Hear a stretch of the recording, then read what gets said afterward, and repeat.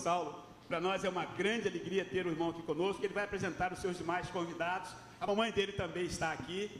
Que o irmão seja um instrumento nas mãos de Deus nessa noite, que Deus o use poderosamente. Deus o abençoe, pastor.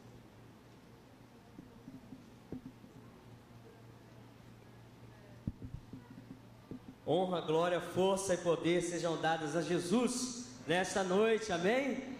Irmãos, que saudade de vocês, quantas saudades. Eu estava comentando quando nós chegamos aqui, há 3 anos eu não vou à primeira igreja batista em Vila da Penha, e quando eu cheguei eram muitos abraços que nós recebemos. Eu quero abraçar quantos eu puder abraçar aqui nessa noite, porque realmente é uma igreja que deixou marcas em nossos corações, marcas profundas, marcas de amor. Jesus fala que nisso conhecerão que vocês são meus discípulos, se amardes uns aos outros. Então eu posso dizer verdadeiramente que essa igreja é uma igreja de discípulos, porque é uma igreja de amor, uma igreja amorosa.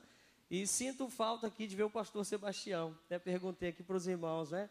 Gostaria de poder revê-lo também, para poder cumprimentá-lo, pelo grande privilégio que tem de retornar aqui. Muito privilégio mesmo. Quero agradecer primeiramente a Deus e também aos irmãos que me estenderam esse convite, essa honra de poder voltar. Muito obrigado, irmãos. Do fundo do meu coração eu realmente agradeço. Estou acompanhado também de algumas pessoas, né, que com esse casal lá da nossa igreja, irmão Lindenberg e a sua esposa Amanda. Pode ficar de pé para que a igreja possa estar conhecendo, né? Aqui eles são da primeira igreja batista no bairro da Luz, onde, pode sentar, onde eu sou o pastor auxiliar do pastor José Mauro Rodrigues, né? Deus tem nos levado ali, depois que nós saímos aqui da igreja de Vila da Penha, Deus nos levou até a igreja no Meia, junto com o pastor Washington, e depois do pastor Washington nós estamos agora auxiliando o pastor José Mauro, na primeira igreja batista no bairro da Luz. Também estou acompanhado da minha mãe, né? Está aqui presente. E também, como o irmão apresentou, a minha linda esposa. Fique de pé, meu bem. Essa linda mulher aqui que vocês estão vendo é a minha esposa. Eu agradeço a Deus pela vida dela, por tudo que Deus tem nos abençoado na nossa vida. Meus irmãos, não quero tardar aqui nessa saudação, muito embora quero reiterar que estou muito feliz de estar aqui com vocês. E quero convidá-los a abrir a Bíblia no Salmo de número 100. Segundo me informei, é o mês da música na igreja. Então precisamos pensar no Saltério, que é o livro onde nós encontramos as canções do povo de Deus, do povo judeu, do povo de Deus ali no período que estiveram na Babilônia e muitos períodos da sua história. Quero que você, se puder, ficar de pé para nós lermos bem forte esse salmo.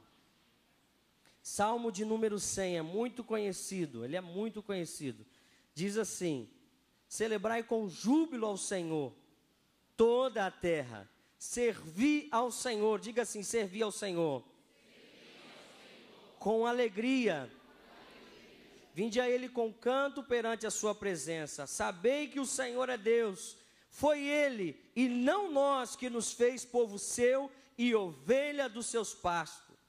Entrai pelas portas dele com louvor e em seus átrios com hino. Agradecei a Ele e bendizei o seu nome, porque o Senhor é bom. Diga, o Senhor é bom. E a sua bondade dura para sempre. E a fidelidade dele estende-se de geração a geração. Você pode dar um amém? Amém. Feche seus olhos, abaixe sua cabeça. Senhor, estamos aqui diante da tua palavra, Deus. Queremos mais uma vez ser cheios da tua palavra, da tua unção. Por isso te pedimos que silencie o homem e fale o teu Espírito Santo nessa noite. Senhor, silencie o nosso coração, as nossas ansiedades, as nossas angústias, Senhor, e venha somente falar em nosso coração a tua voz. Deus, levanta o que está caído, revigora, Deus, aquele que está abatido. Pai, levanta aquele que está se sentindo fraco nessa noite. Deus, que através da tua palavra nós possamos receber uma porção de vida e autoridade, Senhor, para vencer o mundo. Em nome de Jesus, amém. Pode tomar teu assento.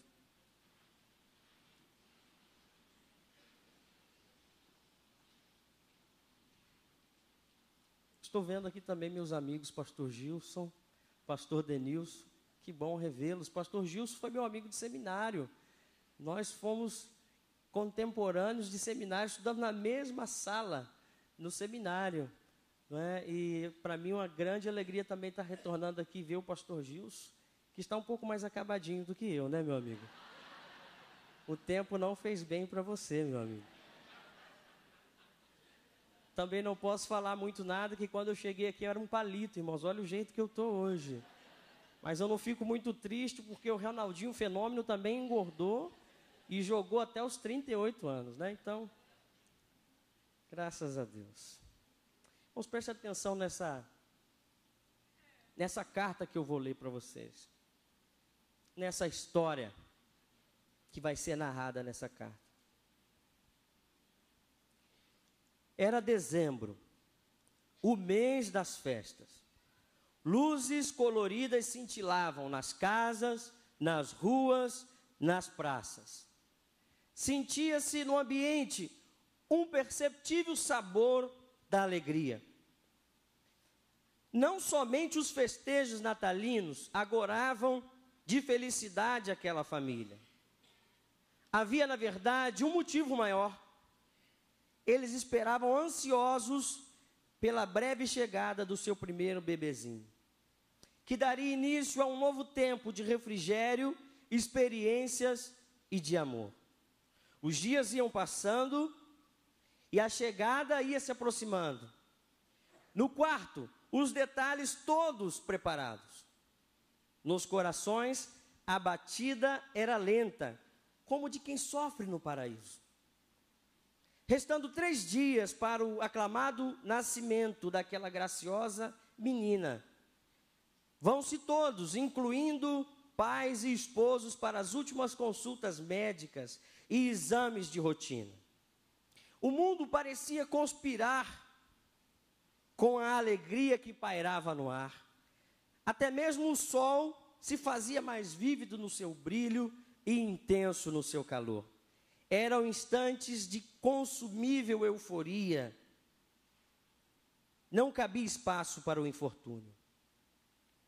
Ao ouvir a solicitação, próximo, passo a passo, iam eles, todos juntos, aproximando-se do consultório médico. E nesse trechinho, não mais distante do que 20 ou 30 passos, jamais se dariam conta que lhes aguardavam um tornado de desilusão que faria com que suas vidas se movesse fora do eixo. Tentativas e tentativas seguiam-se e nada. Algo estará errado, exclamava a profissional. Devera ser o equipamento médico. Já nesse lapso de minutos, tensionavam-se os semblantes e sinais de interrogação eram quase possíveis de ser tocado no ar. Não ouço as batidinhas do coração da criança, diz a profissional. Não satisfeita, eivada da dúvida por conta do seu limitado aparelho médico, ela solicita uma ultrassonografia de urgência. As angústias nesse ato já se fazia tão real que não havia quase ninguém naquele hospital que não lamentasse dentro de si. Pobre mulher. Ao sair da sala de ultrassom, de onde pela última vez se tentara escutar as batidinhas daquele coração de bebê, via-se os olhos vermelhos como de fogo daquela mãe que denunciava no seu olhar. Ela se foi. Essa história é a minha história. Essa mulher é a minha mulher. Aquele bebê era o nosso bebê. E eu vivi isso, irmãos, para poder compartilhar com vocês. Eu tive naquele dia uma sensação de que o amor de Deus havia falhado comigo. A sensação mais terrível e frustrante que talvez um ser humano possa ter. A sensação de sentir que o amor de Deus havia falhado. Eu quero afirmar para vocês, não é uma boa sensação, não é algo gostoso de se sentir. Talvez você que está aqui nessa noite tenha vivido uma experiência semelhante à minha e sabe o quão doloroso é passar por isso. Eu imagino que você tenha vivido momentos de crises também, talvez não parecidas com a minha, mas de outras maneiras você tenha passado momentos de crise também. Momentos de agonia e dor, onde essa angústia foi tão intensa que a fé deu lugar ao pavor, onde a esperança deu lugar ao vazio. Talvez você tenha enfrentado momentos como esse. E são nessas circunstâncias que o adorador, ele entra em crise. O adorador, ele entra em crise, sabe por quê? Porque ele não pode entender como que um Deus tão perfeito, tão amoroso, tão bondoso, pode permitir que nós, seus filhos, vivamos situações de dor e de tristeza. O adorador, no momento, ele não consegue entender por que que Deus, sendo sustentador, criador de todas as coisas, ele não poupou aquele sofrimento. Nosso coração humano, o nosso coração humano, nesses momentos, ele fecha os nossos lábios. Ele faz com que os nossos lábios se fechem, faz com que o nosso coração se feche também, para que não se ouça mais a adoração a Deus, tamanha é a tristeza, é o sofrimento. Porque nós pensamos, Deus falhou. Será que Deus falhou? Será que o amor de Deus falhou? Será que Deus não estava vendo a situação se desenrolar? Será que Deus não sabia que tudo iria acontecer na tua vida? Ultimamente, será que Deus não tem visto você? Será que Deus não tem estado na tua casa? Eu quero te dizer que sim, que Deus sabe, Deus conhece e Deus tem andado com você. Ele sabe quem é você, Ele sabe do teu nome. Ele sabe onde você mora. Ele sabe das tuas lutas. Ele conhece as suas lágrimas. Ele sabe o lamento pelo qual você tem passado. Deus conhece você. E a sua palavra afirma: eu estarei com você todos os dias, até a consumação dos séculos. Deus estará conosco até a consumação dos séculos. Então são nesses momentos de crise que nós tendemos a não querer adorar a Deus. Não queremos orar, não queremos cantar, não sai palavras de adoração da nossa boca ao nosso Deus. E Paulo fala aos Romanos que é nesses momentos que o Espírito de Deus, ele intercede por nós. O Espírito Santo de Deus, que foi enviado para estar ao lado dos discípulos como o amparador, como o conselheiro, como o consolador. É essa terceira pessoa da Trindade que está conosco nos momentos de crise, quando não saem palavras da nossa boca, quando o céu parece que está feito de bronze e as nossas orações não passam do teto. É nesse momento que o Espírito Santo de Deus está ao nosso lado e intercedendo por nós. Ele está intercedendo pela tua vida. Ele está intercedendo por você. Ele está orando por você nessa noite. Ele está orando pela tua casa. Ele está junto do Pai. O apóstolo Paulo diz que ele está junto do Pai, comunicando-se com o Pai através de gemidos inexprimíveis. É uma comunicação que o ser humano jamais poderá entender. É uma linguagem tão íntima entre Deus e o seu Espírito que o ser humano jamais poderá acessar. Ele está cuidando de nós. Ele está velando pelas nossas vidas. Louvado seja o nome de Jesus. O Salmo 53, no verso 1, nos diz o seguinte: disse o nécio no seu coração, ou seja, disse o louco no seu coração, não há Deus. O nécio vai dizer, Deus é muito egoísta. O louco dirá, Deus de fato é muito egoísta. Porque Deus, podendo reverter a situação, Ele não mudou. Deus é egoísta porque Ele, na sua palavra, pede, cantem para mim, adorem para mim, tragam as ofertas para mim, sacrifiquem para mim, rendam-se a mim, dobrem joelhos a mim. Dirá então o nécio, Deus é egoísta. E o salmista diz ainda que ele tem se corrompido e cometido abominável iniquidade. Não há ninguém que faça o bem, porque Deus não existe para o louco. Deus, nesta linguagem humana, pode parecer egoísta, mas eu quero te dar 3 razões para perceber por que Deus precisa e deve ser adorado, mesmo em meio às crises. Já ouviu esta expressão, sacrifício de louvor? O sacrifício de louvor se dá no momento que você adora a Deus no meio das crises. É o sacrifício que você faz a Deus no meio das crises. Deus não é egoísta, porque Deus é o único que suporta ser adorado.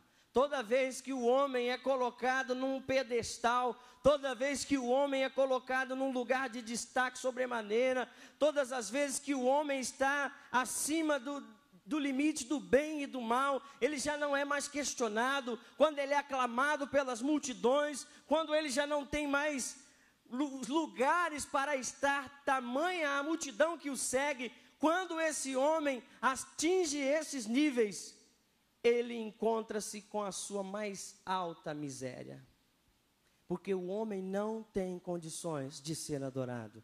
Deus é o único que pode suportar a adoração. Já pensou nisso?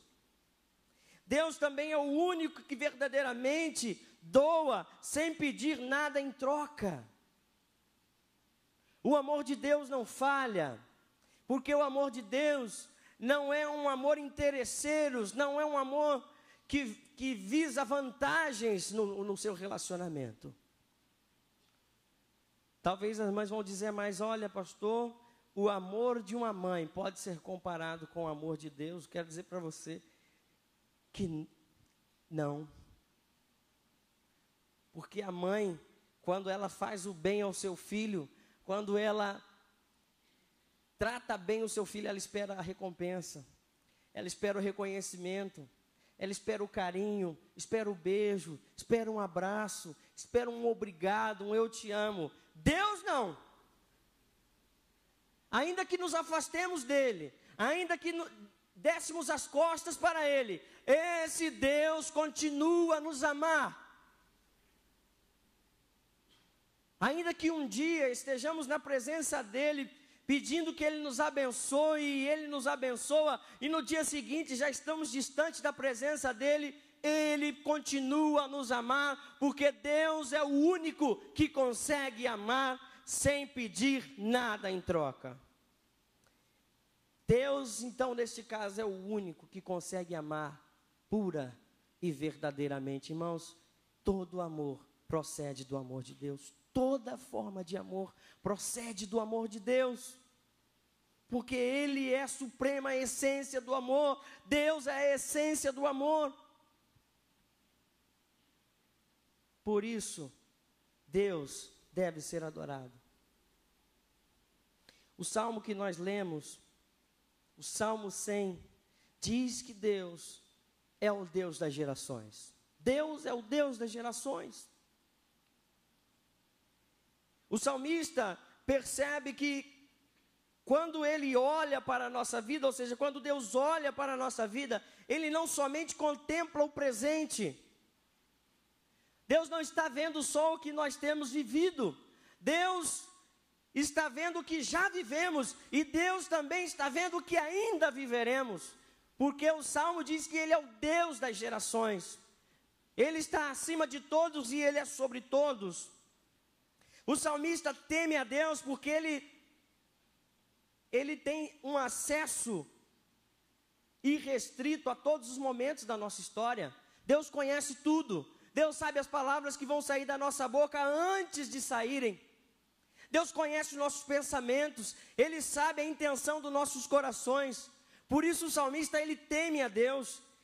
E ele sabe quantas alegrias e desgraça, Deus sabe quantas alegrias e desgraça ainda nos aguarda. Será que Deus não sabia que naqueles momentos que eu, minha família, minha esposa, meus sogros que vieram lá de Assunção para estar aqui conosco, aqueles momentos, aqueles 20, 30 passos que estávamos dando rumo à sala da profissional para fazer os últimos exames, será que Deus não sabia que aquele bebê já estava com ele? Deus sabia que nós iríamos passar por aqueles momentos tristes. Deus sabia quantas tristezas ainda estaríamos por viver. Por isso que o salmista, quando percebe o tamanho da dimensão de Deus, ele teme a Deus. Para esse salmista, o que mais lhe assombrava era estar na mão desse Deus vulnerável. Estamos na mão de Deus. Quando dizemos, olha, eu vou deixar esse assunto na mão de Deus, será que deixamos mesmo na mão de Deus? Será que deixamos na mão de Deus? Deus tem poder para cuidar. Deus tem poder para tocar nas situações que nós não podemos tocar. Esse salmista olha para Deus e ele vê o quão pequeno ele é diante de Deus, irmãos. Quão minúsculos somos diante de um Deus que conhece o nosso próximo dia e saberá se choraremos ou se sorriremos. Então ele diz que Deus é o Deus das gerações. Houve grandes momentos na história mundial, na história do mundo, que foram marcados pelas gerações. Cada um de nós que estamos aqui pertencemos a uma geração, dos anos 70, dos anos 60, dos 80. Tem o pessoal mais jovem que pertence à geração dos anos 90 e 80. Deus é o Deus de todas essas pessoas, de todas essas gerações. Em cada uma dessas gerações nós percebemos a maneira como o homem vai se modificando e muitas vezes vai se modificando para pior. Nós vivemos na caótica e talvez a pior das gerações, chamada geração Y. E muitos de nós somos frutos desse tempo. Nós somos frutos desse tempo. Eu quero falar apenas 3 características do nosso tempo, 3 características da nossa geração. A primeira delas é que não existem mais ideais. Na nossa geração já não existem mais ideais, não existem mais valores, não existem mais princípios. É fácil romper com princípios, é fácil romper com os valores. É fácil negociar valores e princípios bíblicos nesta geração. É uma geração que já não tem mais paixão. Perde-se a paixão por qualquer assunto. Vive-se o que os especialistas vão dizer de depressão branca, depressão comportamental, não se interessam por mais nada. É fácil você perceber isso conversando com talvez um adolescente que está vivendo mais em cheio essa geração, vai conversar com ele, falar, meu querido, quais são os teus sonhos para o futuro, os teus planos, os teus projetos? Ele vai dizer, E aí, você pretende se casar, ter filhos, morar onde? Ele não sabe. Essa geração está caracterizada por essa falta de ideais, por essa falta de valores, por essa falta de princípios. A segunda característica dessa geração é o mais importante é agora. O mais importante é agora, não posso esperar. Será que posso esperar Deus responder orações? Será que posso esperar um Deus que não vejo, que nunca se viu, que nunca ninguém tocou? Esperar nele? Essa geração declara que o mais importante é agora, não sabem esperar. É aquela geração que muitos de vocês como pais veem isso. As crianças, os adolescentes virando noites em internet. A internet se tornou mais importante, os relacionamentos virtuais tornaram-se mais importantes do que os relacionamentos físicos. Há aqueles ainda que desprezam tempo de estarem aqui, de repente, num culto jovem, numa atividade da juventude, a estarem em casa à frente de um computador, porque lhes parece mais interessante. Essa é a geração que nós vivemos, e também para esta geração o mais importante sou eu. Deus que nada. Adorar, servir. O salmista fala em servir com alegria, adorar, entrar na casa dele com louvor e com canto. O mais importante sou eu, são as minhas prioridades, é o meu tempo, é o meu futuro que está em jogo. E Deus vai ficando sempre como segunda opção, Deus vai ficando sempre como algo que pode esperar, porque o mais importante sou eu. E quando nós olhamos para toda essa situação, uma pergunta cala no nosso coração. Então, por que adorar alguém? Em primeiro lugar, que parece egoísta. O nécio vai dizer, eu não vou adorar a Deus, Deus é muito egoísta. O louco vai dizer isso, para que adorar a Ele? Tudo é para Ele. Essa geração vai dizer a Deus, por que adorar a Deus? Não existem valores, não existem princípios.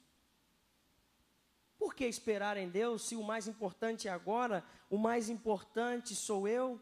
Por que esperar em Deus? Por que adorar a Deus? E o salmista, no Salmo 100, ele vai nos dar 3 grandes razões para adorarmos a Deus.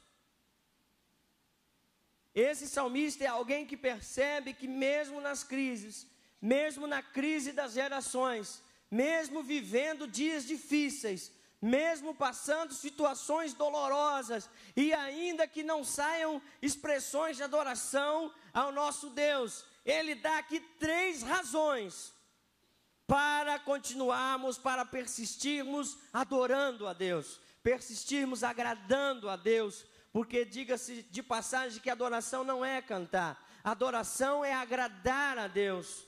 Tudo que você faz com a finalidade de agradar a Deus, você está adorando. E que Warren disse no seu livro que adorar a Deus é fazer Deus sorrir com a sua vida. Aquilo que dá prazer ao coração de Deus, aquilo que faz com que o Senhor se alegre com você, isso é adorar. E o salmista vai dar 3 grandes motivos para agradar a Deus, mesmo no momento de crise. E a primeira grande razão que o salmista vai dar é a seguinte, se encontra no verso 5. Persistam em amar, em adorar ao Senhor, porque o Senhor é bom. Porque o Senhor é bom. A bondade de Deus, ela independe do meu estado pessoal. A bondade de Deus independe se hoje eu agradei a Deus, eu fui fiel a Ele, se eu não pequei, se eu não transgredi. A bondade de Deus independe se eu faço coisas honestas na sociedade. A bondade de Deus está acima dos limites da razão humana. A bondade de Deus, é perfeita, independe do que eu pense ao respeito de Deus. Deus é bom independente daquilo que nós pensamos a respeito dele. Se ele é egoísta, não, Deus é bom.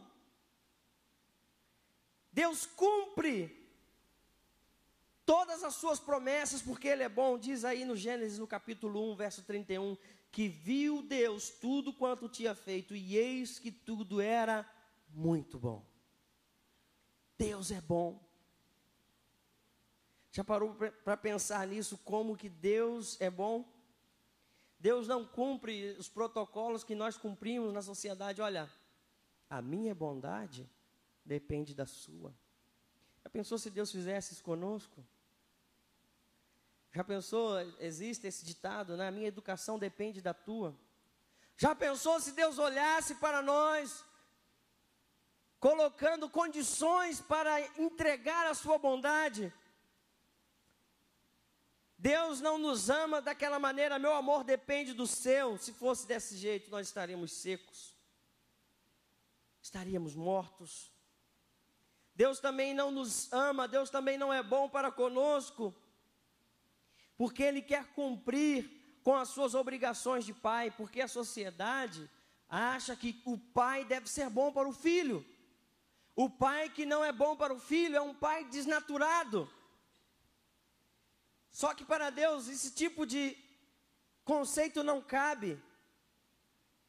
Deus nos ama acima desses conceitos. A bondade do Senhor é inesgotável. Deus é um Deus bom e Ele é inesgotável em bondade. A bondade do Senhor está sobre a sua vida nessa noite. A bondade do Senhor alcançará a tua casa nessa noite. A bondade do Senhor alcançará a tua descendência nesta noite, em nome de Jesus, porque Deus é bom. Deus é bom, diz Naum, Deus é bom, Ele é uma torre em momentos de angústia. Em momentos que você, querido, não consegue adorar, em momentos que a sua boca se tranca, em que o seu espírito se rebela, Deus permanece bom. E é para lá que nós devemos correr. Ele é uma torre.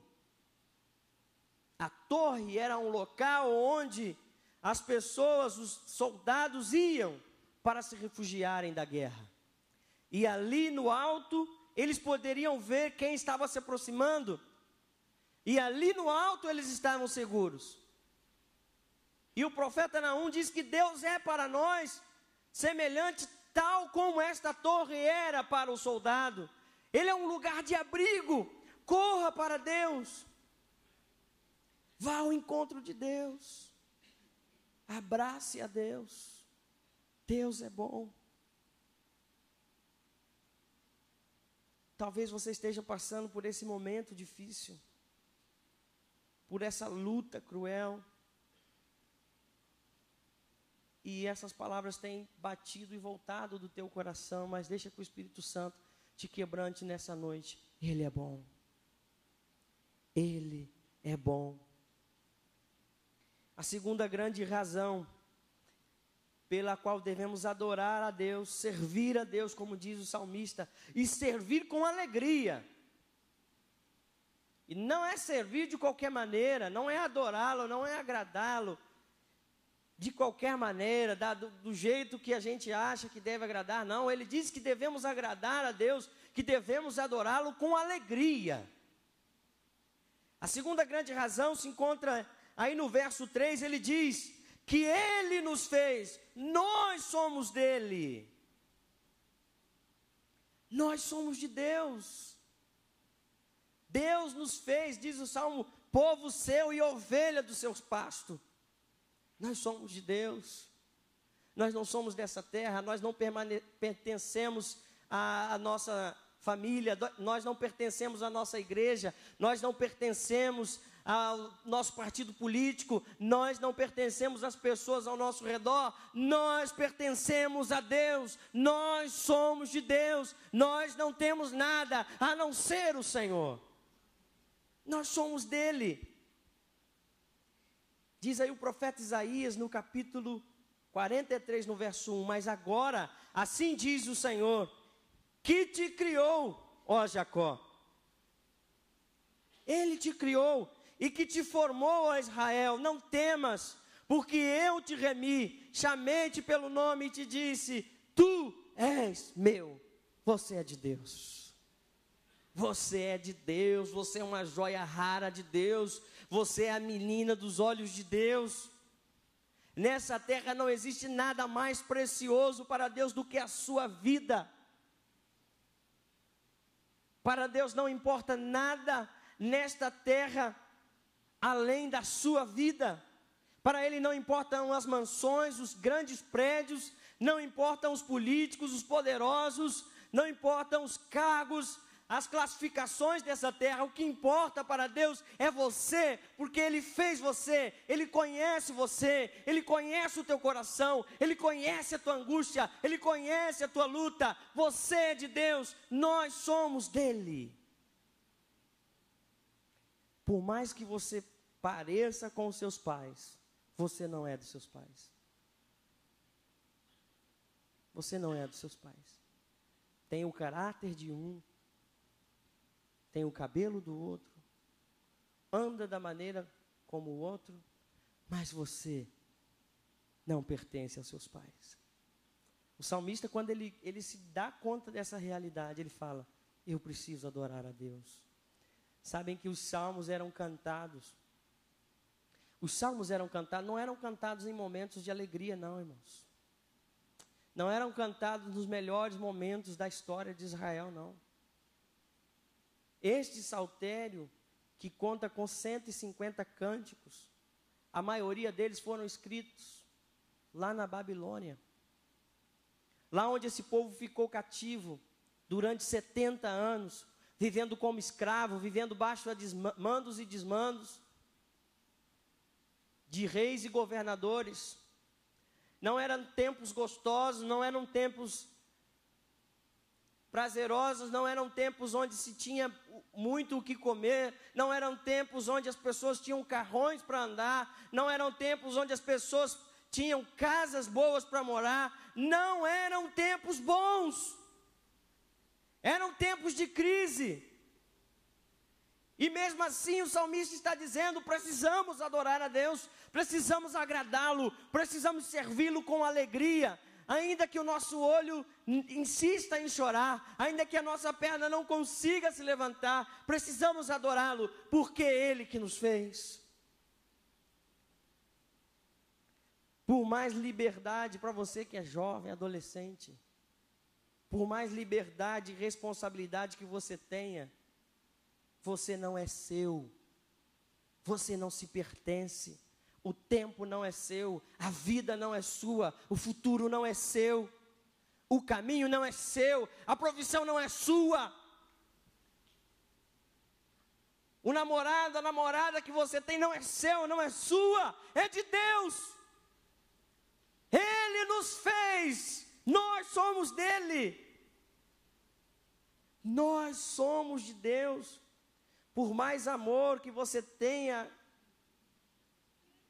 ao teu namorado, aos teus amigos, você não pertence a ele, você pertence a Deus. Sabe que às vezes somos muito ruins com Deus. Somos muito negociadores com Deus. Há situações que falamos, Deus não merece. Há momentos que falamos, Deus não merece. Mas Ele pensa lá do céu e fala, tudo é meu. O que Ele não merece? O que eu não mereço? Tudo é meu. Talvez você esteja vivendo um momento em que o teu coração esteja assim, ó, duro como uma pedra. As pessoas têm convidado você a vir à igreja, e você pensa que aceitar a Jesus, você vai perder toda a alegria e o prazer na sua vida, que se tornar um crente em Cristo Jesus, você vai estar perdendo todas as formas de prazer e de satisfação dessa terra, que aceitando a Jesus, você vai se transformar num robô, e que você nunca mais vai ser feliz, e o teu coração está assim, ó, duro como uma pedra.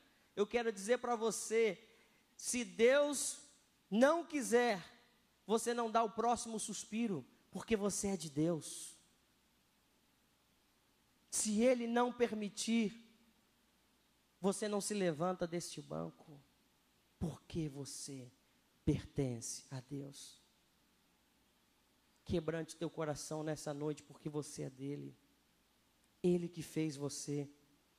E você precisa entender que nós fomos criados exclusivamente para o louvor da sua glória. Louvado seja o nome de Jesus, porque nós fomos criados para o louvor da glória do nome do Filho de Deus.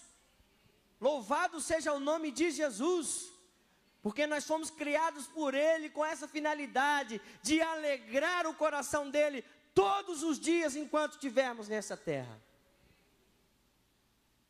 Não feche a sua boquinha, não feche o teu coraçãozinho para Deus, não. Estou com raivinha de Deus. Você é dele, você pertence a Ele. Por último, o salmista diz que nós devemos amar, servir a Deus, adorar a Deus, ainda em momentos de crise, porque o seu amor é leal e o seu amor é eterno, ele diz lá no Salmo, no verso 5 deste Salmo. Jesus diz para os seus discípulos: ninguém tem maior amor do que este, de dar a alguém a sua vida pelos seus amigos. Você ainda amará muitas pessoas, você ainda terá muitas pessoas que o amarão. Muitas pessoas ainda irão passar na trajetória da tua vida dizendo que amam você, mas você nunca terá alguém que te amará tanto como Deus te ama. Nunca terá alguém que te amará tanto como Deus te ama, porque o salmista diz que o seu amor é eterno, o seu amor é leal. E Jesus declara: olha, ninguém pode ultrapassar esse meu amor, porque eu dou. Jesus está querendo dizer nessa passagem que Deus, como o criador do amor, como a essência do amor, Ele é o primeiro a demonstrar o amor. Ah, não, mas eu posso surpreender a Deus? De maneira alguma. Deus nos amou primeiro. Lembra-se, Ele é o Deus das gerações. Deus é o Deus das gerações. Eu quero contar uma experiência que eu vivi recentemente, talvez uns 2 anos e meio, 3 anos atrás. Eu tinha muito desejo de ingressar numa faculdade pública, FRJ, UF, talvez o sonho de muitos jovens da igreja também, talvez o teu sonho. Tinha muito desejo de ingressar em uma dessas universidades. No entanto, a minha história de vida foi sempre estudando naquelas boas escolas do governo, né? 3 meses de greve, aquela coisa linda que no final do ano você tem que ficar fazendo aquela reposição de aula maravilhosa no sábado e no domingo, aquele ensino de qualidade que os irmãos já conhecem, né? E ali, dessa maneira, eu recebi o que era apropriado e suficiente para o momento. E eu falava: Deus, eu nunca vou conseguir. Deus, eu nunca vou conseguir. Essa geração, esses meninos, Deus, eles estão se preparando nas melhores escolas. Eles vão nos cursinhos mais caros da cidade, Deus. Como que eu vou poder superar ou passar essa geração? E Deus falava assim: vai, que eu vou te provar como. E ali, irmãos, com poucos recursos para estudar, porque um curso pré-vestibular, quem tem filho estudando sabe o quão custoso é isso. Eu estava me preparando da maneira como podia e fiz o vestibular, né? Nessa etapa agora já não é mais vestibular, é Enem, Exame Nacional de Ensino Médio. Fiz o Enem. Fiz com fé que Deus estava me orientando. Vá, filho, vai e faça o Enem. E aqueles meses de angústias, de 2 meses, até corrigir a prova, corrige redação, vai para lá, vem para cá, vamos anular a prova. Os irmãos devem ter acompanhado isso. Vamos anular a prova de todo mundo. Eu falei, a minha não, Jesus. Tá louco, eu sofri muito lá naquela prova, não anula a minha não. Ah, então vamos todo mundo refazer a prova. Eu falei, a minha também não. Fica do jeito que está. Aí passaram aquela angústia, vai, não vem. E houve uma manhã que eu abri lá o meu e-mail. Estava escrito lá: parabéns, Saulo do Nascimento Rosa, você foi aprovado. E você foi aprovado no primeiro lugar. No primeiro lugar, porque o amor de Deus é um amor leal. É um amor leal.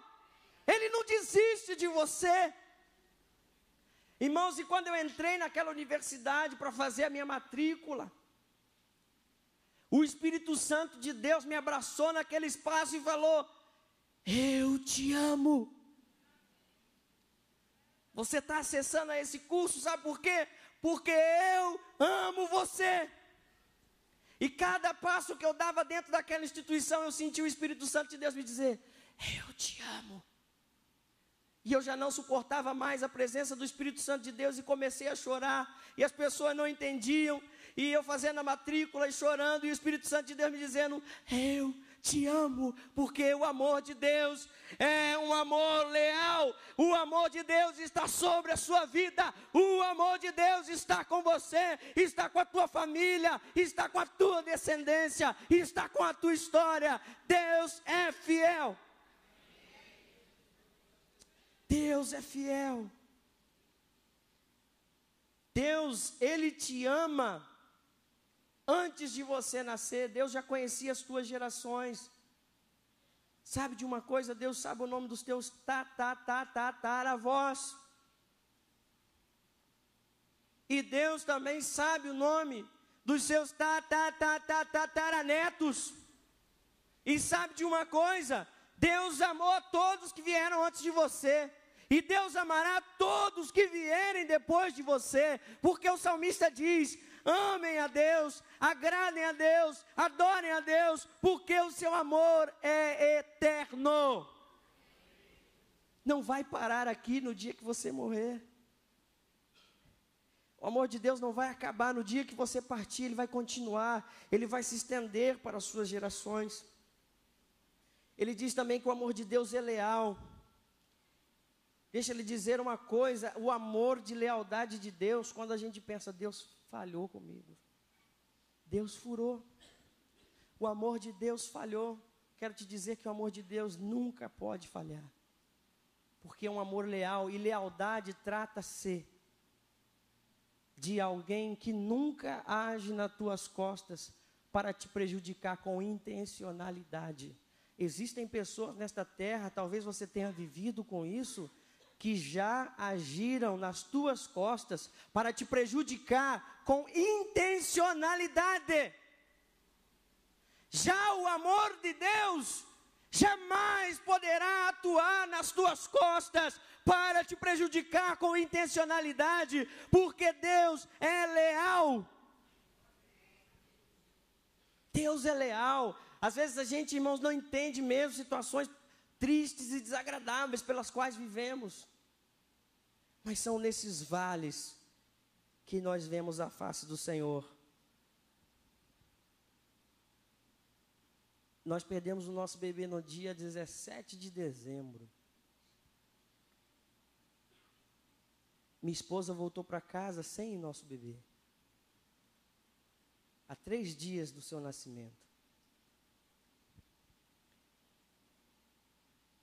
Era véspera de festas. Cadê a festa? Cadê a alegria? Cadê o Natal? Mas Deus, com o seu amor leal, sobrepujou toda a dor, nos fez passar por cima de toda a dor, e antes da meia-noite, nos reunimos na nossa sala para agradar a Deus com cânticos, porque o seu amor é leal, o seu amor é eterno e jamais se acaba. O amor de Deus é leal, é eterno e jamais se acaba. E por último, porque o amor de Deus, ele se estende por todas as gerações. Olha só, preste atenção, quero encerrar com esta palavra, porque muitas vezes nós queremos justificar a nossa vida, nós queremos justificar a nossa vida, nossos erros, nossos comportamentos, por causa da nossa geração que nos antecedeu. Pastor, eu tenho esse tipo de comportamento, mas você não sabe de onde eu vim. Você não sabe de onde eu venho. Você não conhece a minha história. E aí nós vamos querendo justificar a nossa amargura. Queremos ser pessoas amarguradas e tristes e frustradas o tempo todo, sempre agindo com maldade com os outros, desagradáveis, mal-humoradas,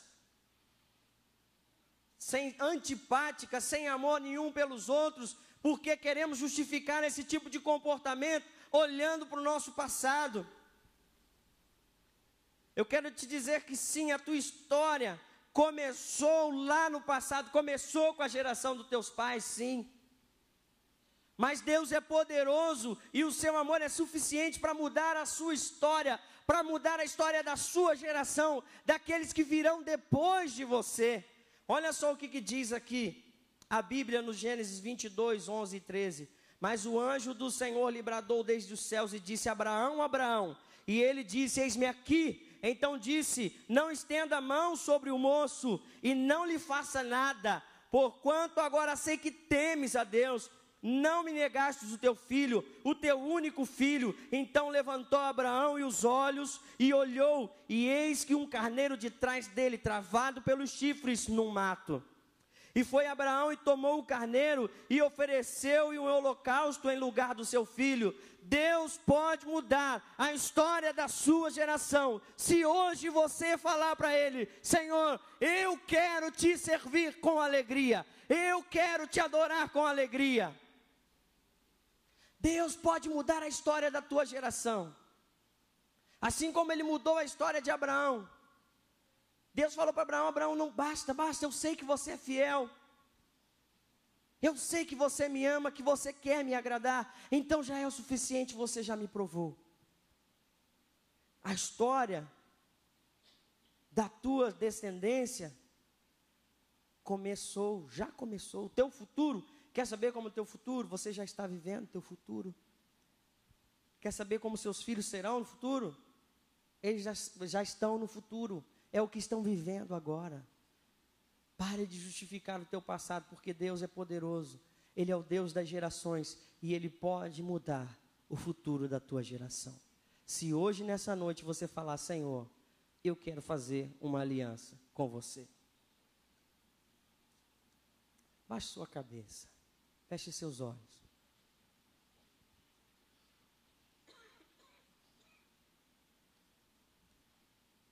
A tua história, o teu futuro já começou. Quer fazer uma aliança com Deus? Quer fazer um novo pacto? Começar uma nova geração? Quer começar de novo? Deus vai te dar essa chance. Deus vai te dar esta oportunidade de você também reafirmar a aliança com Ele, se você estiver passando por uma grande luta e prova. Eu quero orar em primeiro lugar por você, meu irmão, minha irmã, que quer fazer uma aliança com Deus, um pacto.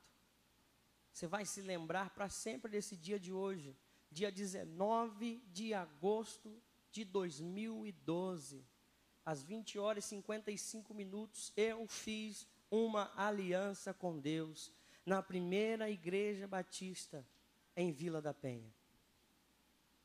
Faz uma nova história com Ele, faz um novo pacto com Ele.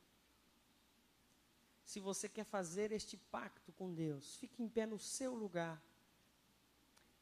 Uma aliança pelo teu futuro, pela tua família, pela tua descendência, pela tua história, pelos que virão depois de você. Uma aliança pelo teu casamento, quer começar uma nova história, uma aliança pela tua saúde, uma aliança pelo teu futuro profissional, uma aliança pela tua profissão que já exerce.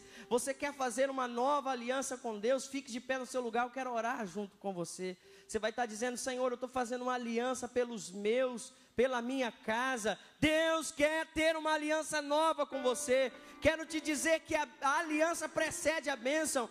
Deus disse para Abraão: Abraão, você vai ser o pai de uma grande nação, mas antes faça uma aliança comigo, Abraão. Abraão, faça uma aliança comigo, que eu vou te fazer tão grande que ninguém vai poder contar a tua descendência. E eu vou abençoar todos que abençoarem você, e vou amaldiçoar todos que quiserem te amaldiçoar, porque Deus está fazendo uma aliança com você nessa noite. Eu não conheço a aliança nova, ou a aliança que você está reafirmando diante de Deus, mas Deus sabe.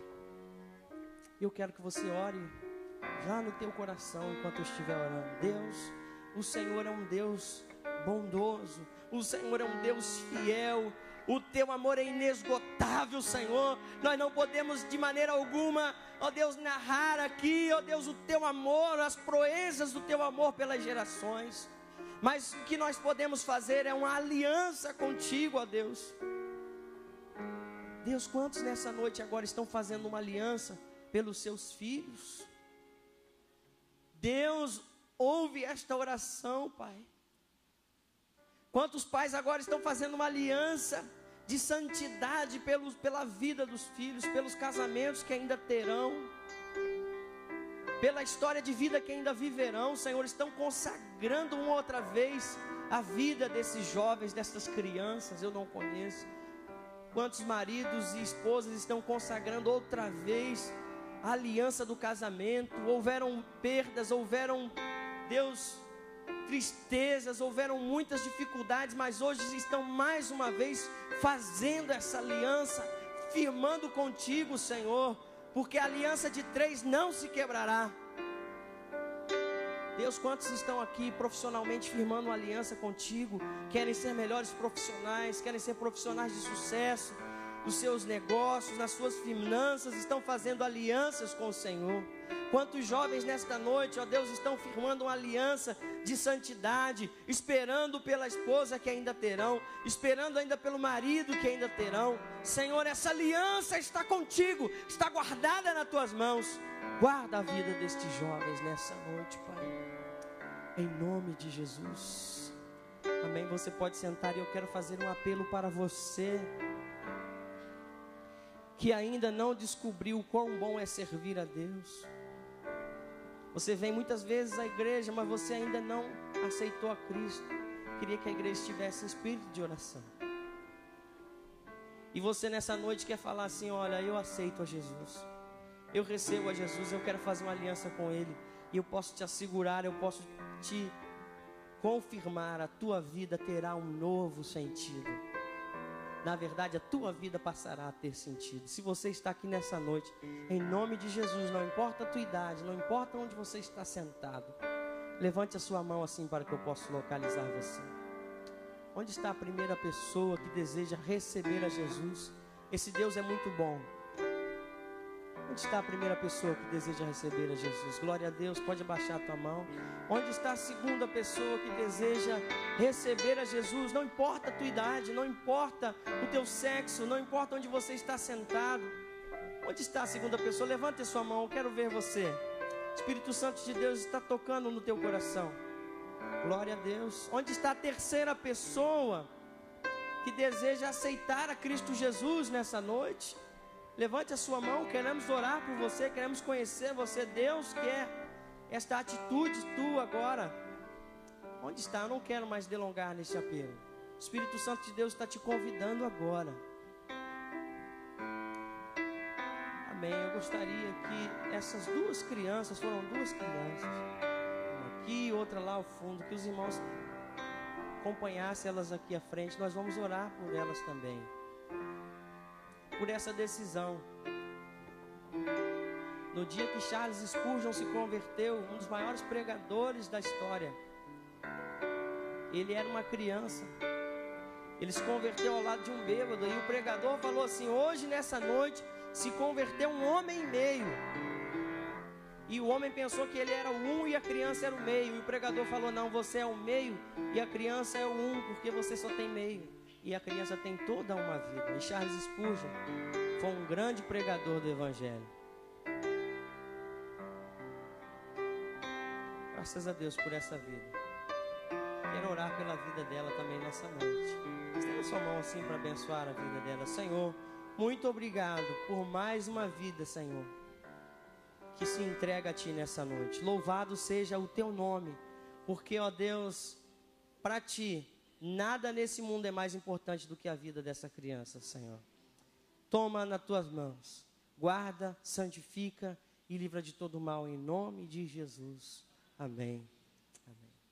Mas que Deus possa nos abençoar nessa noite. Eu agradeço mais uma vez por estar aqui. Estejam orando por nós, aqueles irmãos que têm Facebook, pode estar nos adicionando e a gente vai estar mantendo o contato. Deus